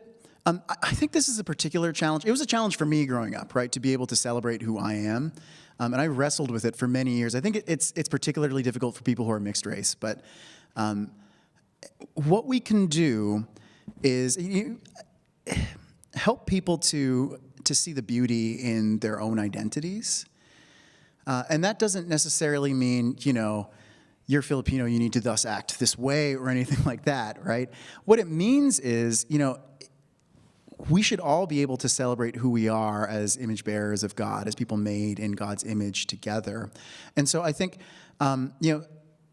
encouraging people to celebrate that, and we can do that as well by celebrating elements of who we are as well, and sort of inviting them to come alongside. And so that's something that was actually really helpful for me, was seeing other Filipino Americans or other Filipino Canadians celebrating their identity. And also having two best friends from high school who are Filipino Canadian who walked alongside me and were very patient with me and helped me to draw that out of me too. So it's always a process, right? And I think decolonization is always a process. It's not something that just happens overnight. Yeah, I appreciate that. Thank you, Dr. Ryan. I think it's a good answer. Pastorally, right?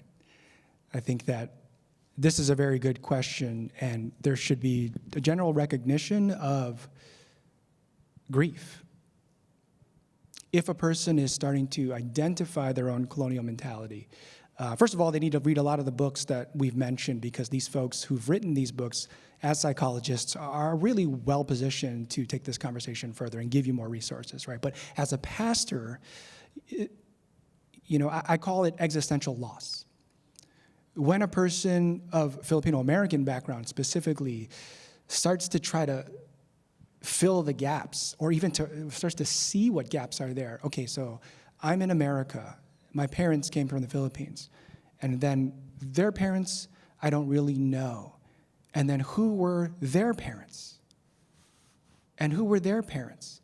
And this process, I myself have been walking through. My father's birth certificate, he was born right after the end of World War II. And his birth certificate is in English and Spanish. and not in Filipino. And that hurts, right? And so for a person who maybe your friend who is Filipino-American, I think just kind of walking alongside them as they are someone who suffers, they're suffering like an existential loss. There's a really, really deep pain there. And then I think that for you specifically, not to pick on you, but because you're so courageous, I just want to touch on this.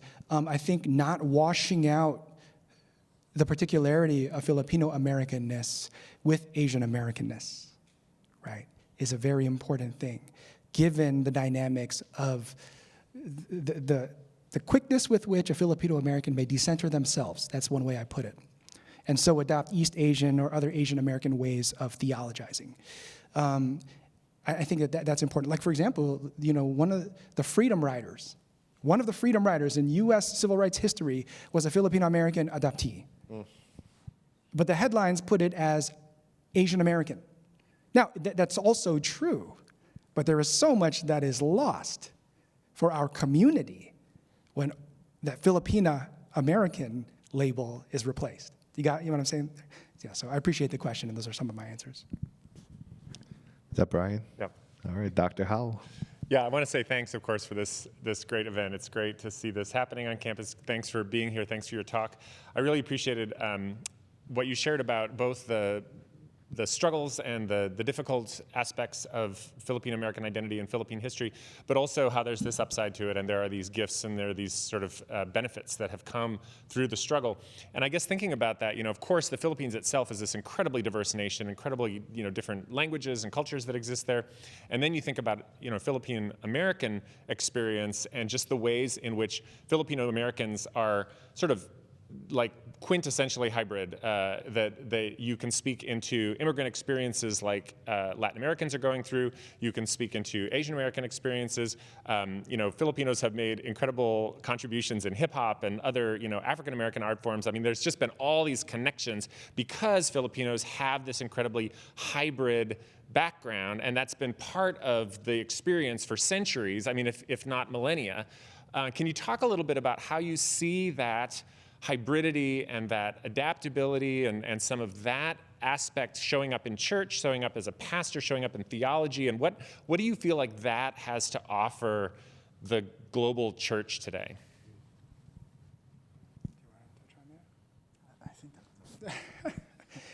And of course, Dr. Howell, we appreciate you and your work and that dope hat. Got to recognize that. Yeah, I think that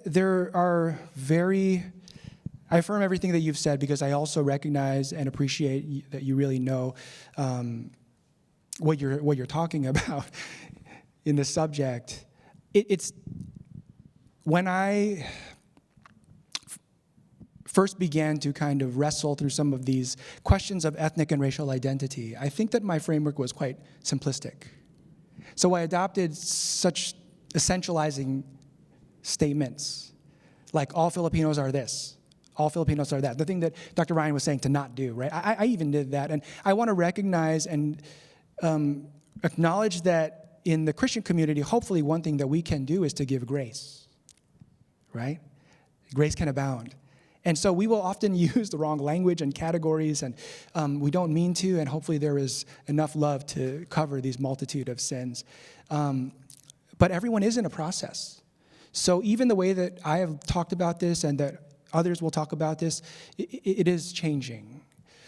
And I think one of the things that I want to caution against is the thing that I am guilty of doing myself many times, is essentializing, like, we're all this, we're all that. And I think one of the things that also happens in the U.S. context is Filipinos can somehow sit, this is what many say, can sit right in the middle of all the racial divisions. Ideally, that would be great.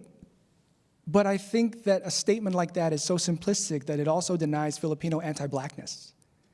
The reality of anti-black sentiment among Filipinos, which comes from colonialism in many ways as well. So I think, yes, there are so many things that are hybrid and that we can kind of mix with, but there are also so many shadow sides to those same hybridities, right? And I think this is a plus, this is also a minus, because and a strength that we can use to reach people and engage people. It's true. And I love that you touched on hip hop, because I'm a former DJ myself. So, it makes me feel at home. But the flip side of that is the difficulty of reckoning with identity, right? So I shouldn't say, but in churches of many different backgrounds, or friend groups and families of many different racial and ethnic backgrounds, you may find a Filipino there. And that's great, right?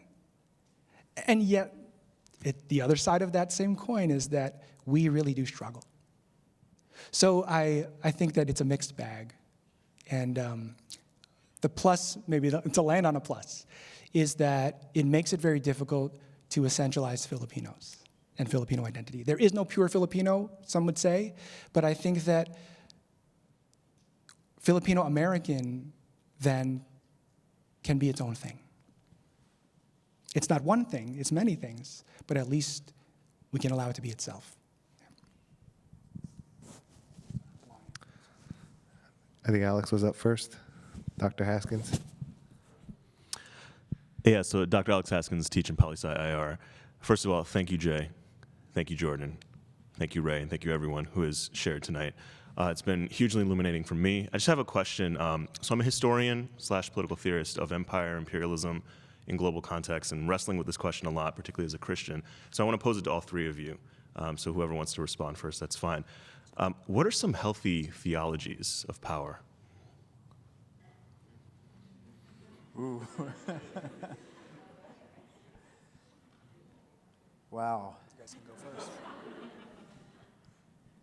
I can maybe speak here. Here's what I'll do. That's an awesome question and a huge one. I'm going to speak just about one particularly Filipino theology, which is theology of struggle. I feel like now's a good time to pull that card out. Theology of struggle is sometimes called the Filipino kind of version of liberation theology, which I actually don't like that idea.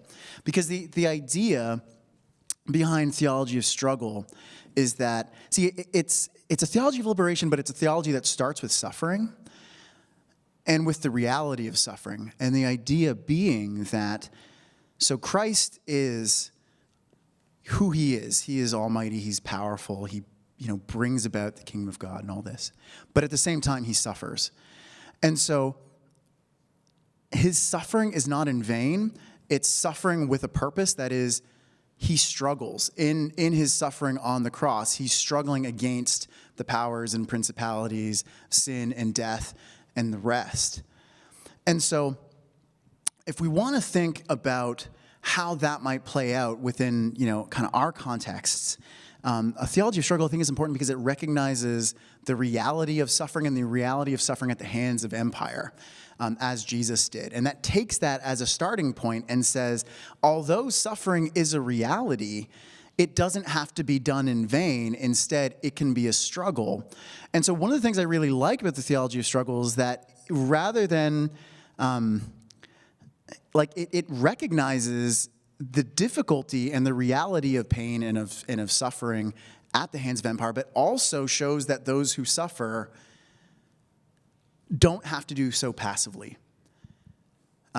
So yeah, boy, there's a whole lot more that I could say and a whole lot of other ways to approach that awesome question. But I just want to highlight, especially since the event being what it is, I think the theology of struggle is an important one. It's traditionally a theology of struggle against, in Philippine context, against colonialism and that sort of a thing. I think once we transpose it to the U.S., it becomes sort of a struggle against the powers that oppress here. So, for example, the forces of racism and things like that, which are not necessarily, the banner issues in Philippines, but impact Filipino Americans. So I think there's a way of also transposing that theology to the U.S. context too. I don't know if there's much. There's a lot of discourse around power. I think anything that can draw from Christ's kenosis and his self-emptying and his profound sacrifice is, I think, how I'd like to view power, and I'd like to see power enacted more. I'm not sure if there's any particular systems of power or theologies of power that I would necessarily draw from. I don't know if you have anything, Jay. I think that it's a great question, and I'm still interested in what you mean by healthy, because you asked what might be some healthy theologies of power. And yeah, please, this is a conversation. But you may know plenty more about this subject than me. So like I said, I'm not an expert. I'm just a witness. So. I mean, I doubt it, right? Because I'm still very much working through this. But more so in the sense of like, so when you were talking about the pastor as political, right? But also talking about leadership being healthy in certain ways, right? And that not all leadership is bad. We can look at parental examples. We can look at healthy church examples. Thinking in that sort of vein, what would be sort of examples of healthy theologies of power? Yeah, that's good. Okay. So in a lot of Philippine writing, there's a scholar named Ileto, last name. And it's a story and a reflection historically on a passion narrative called Pasión in Philippine context. And there's a whole Tagalog series of words. I know some folks listening may already know this, but the idea there is that the story told in the context of the Philippine peasants who are poor, suffering under colonial oppression, describes a Jesus who, in this Pasión narrative, has inner strength, or lakas ng loob, right? So he has an inner spiritual strength. And that enables him to resist. But it also, because he suffers, he is close and among those who can identify with him, right? And so during the Holy Week, through spiritual practice, those who, through devotion and spiritual practice, can draw close, also can then have their loob strengthened, right? And kind of receive of that inner spiritual strength themselves. And that strength specifically manifests in resisting colonial oppression. So there is an interesting kind of indigenous or local Christianity that is under-acknowledged, and as you know, Jordan or Dr. Ryan was saying, a lot of Filipino-American scholars don't want to go there or don't acknowledge it. And I think that is the job of Filipino-American and diasporic pastors and theologians, is to say that spiritually we would still have a legacy from the Philippines worth drawing from. And I think that's one example. I can talk to you more about it, but I love the question, and now I'm thinking in my mental kind of directory. So, yeah. Take a final question from Michael McCoy, Dr. Michael McCoy. Hi, Michael McCoy, also a professor in politics and international relations. So I'm glad it was noted that we here at Wheaton do have someone who studies colonial theology, and that is, of course, Dr. Jordan Ryan. And I've benefited from Dr. Ryan every now and then dropping some nuggets on Facebook about how Acts draws out a kind of anti-colonial theology. And Acts is my favorite book in the Bible, so every time Dr. Ryan drops one of these, I'm excited to read it. So I really wanted to follow Daniel's lead, his courage, in coming up here, and I was thinking, what's the question I wanted to ask? And then I realized the biggest thing I wanted to ask is, Jordan, will you please drop another nugget particularly from Acts, which again is my favorite book, about how we can learn from Acts about colonial theology, because I think we throw around this word colonial a lot, and I sometimes feel like it can become decontextualized. And so could you ground us in some biblical theology, again, perfectly from Acts, that would give us insight on what we mean by colonial theology? And you can't say buy the book that's coming out, the Reading in New Testament Color. I'm going to whine. Okay. Okay. Yeah, okay. So here's a thought.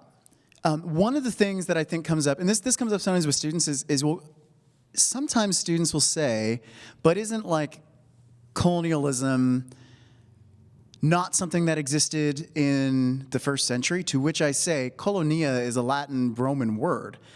And so it's actually really important for us to understand the fact that Rome is explicitly and understands itself to be an imperial colonialist power.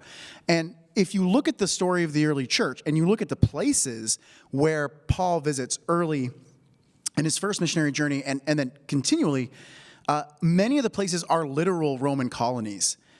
And so, especially in his first missionary journey, Paul specifically seems to single out Roman colonies and visit them for whatever reason. It's important for us to recognize, I think, if you read the story of Acts, the reasons why Paul is imprisoned as well. Look and pay attention to what authorities and powers are involved. Traditionally, it's been said that that Acts is written as an apology, an apologia for the Christian church to the Roman authorities to show that Christianity isn't subversive at all and it's, it's actually compatible with Roman imperialism. But the problem with that is that, boy, if you read Acts, the apostles sure do get arrested a lot, and the Roman authorities are frequently portrayed as unjust, as employing violence to get what they want. And you have things like this idea that the Christians are turning the world upside down as one of the things that the church is accused of. They're accused also of proclaiming another king, that is Jesus. And so I think, if we want to understand and get some biblical grounding for understanding colonial spirituality, or really like colonization in general, it's important for us to, I think, to understand that the story of the early church takes place against the backdrop of colonized places and peoples, and that actually understanding that history and some of that archaeology, shout out to the RARC major, it's a good minor for biblical studies students, by the way, that honestly understanding that and grappling with that colonial setting of the New Testament can illuminate for us and help us to better recontextualize issues of coloniality in our world today. Well, can we give them a round of applause, everyone who participated? Thank you so much, Jay, for being here, and for Jordan for your leadership in all this. The work that you've done is to help us become stitched into the Filipino American story, and you've helped all of us, as whether we participated in this or not, or whether we participated in this online or in person, your story has now become a part of our story. And you mentioned Neil Preza earlier, Dr. Neil Preza. He gave a great presentation at a conference that we both spoke at this past week, where he basically said that the liturgy of remembering actually helps us to remember ourselves to our communities and to not forget and not to lose what God had really instilled within us. And so thank you for that. As you go, especially if you're a student at Wheaton, the AACC chapter here at Wheaton College is going to be hosting an event on November 4th from 7 to 9:30 here in Barrows.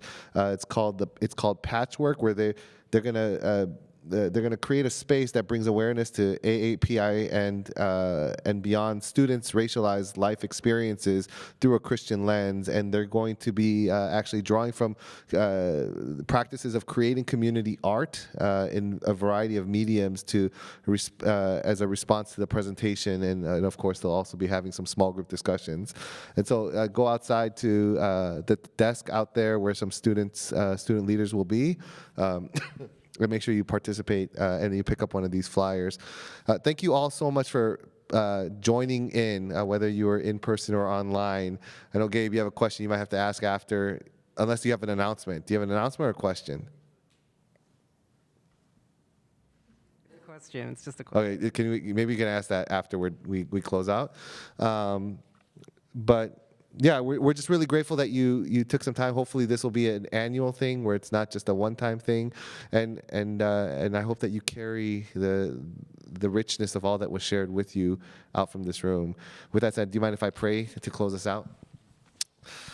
Lord, we just come before you so thankful. We thank you for the rich history and the rich heritage of the Filipino and the Filipino American communities. We especially thank you for the ways you've worked in and out of the brothers and sisters in Christ who are a part of the community, to tell the stories, to remember the stories, to help us to be stitched together and to see the ways that the whole body is working together and growing together in unity. We pray, Lord, that we would do a better job of listening, of not taking a colonial or colonizing approach, but one that is saturated with humility and love and self-sacrifice. We love you in all and for all that you've done in and through your Son, and we bless your name. In Jesus' name we pray. Amen. Thank you.